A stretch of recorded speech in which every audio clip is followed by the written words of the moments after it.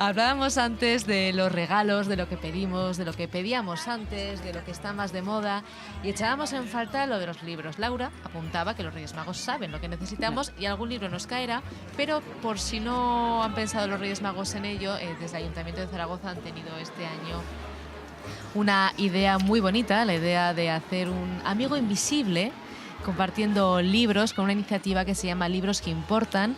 Ha sido además una iniciativa pionera y un éxito rotundo. Efectivamente, ha sido durante varios días aquí en la muestra navideña de la Plaza del Pilar. Se habilitó un espacio para que aquellos zaragozanos y zaragozanas que quisieran pudieran llevar un libro que les hubiera conmovido, que les hubiera gustado, que les hubiera afectado personalmente, dedicado y envuelto, para dárselo a una persona totalmente desconocida y a su vez recibir otro libro que hubiera tenido esa misma experiencia para otra persona distinta. Entonces ese cruce de libros, de emociones, de historias, de buena literatura, etcétera, ha tenido un éxito tremendo. Han sido varios miles, ahora estoy hablando de memoria, pero creo que han sido 6 o 7 mil personas las que han participado en esta iniciativa, que a través de las redes sociales también ha tenido mucho éxito. Concretamente en Twitter tuvo una tasa de interacción muy alta, cerca del 6%, que es mucho.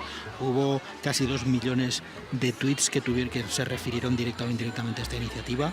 Y ha sido desde luego como experiencia muy bonita y con ganas de repetirla el año que viene para que crezca, porque pensamos que los libros son muy importantes para los mayores, para los pequeños, que nos abren los ojos y la mente al mundo y a otros mundos, y que si un libro ha emocionado a una persona, pensamos que también es muy importante para quien recibe ese libro que pueda sentir esa misma emoción u otra diferente.